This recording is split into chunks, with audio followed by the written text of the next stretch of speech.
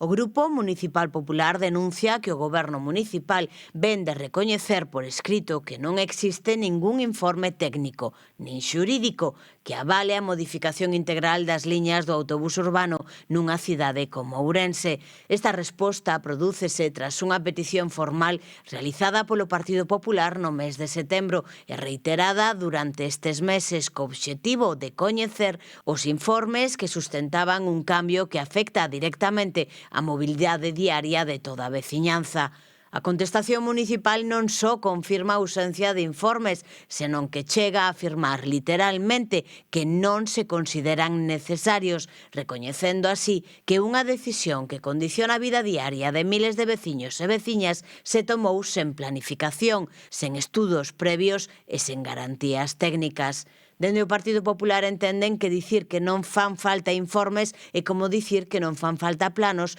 para construir unha ponte, algo que consideran unha barbaridade institucional e unha mostra clara da improvisación política de Jácome. Veciños de diferentes zonas da cidade presentaron reclamacións ao Concello a través das recollidas de sinaturas. Por iso, desde o PP, pídenlle ao alcalde e á concelleira de Transportes humildade para recoñecer que se equivocaron e que asuman responsabilidades. Ademais, reclaman que se devolvan as liñas ao modelo anterior mentre se elabora un estudo técnico independiente sobre as necesidades reais do transporte na cidade, escoitando os barrios, as persoas usuarias e tamén os traballadores do servizo de autobuses.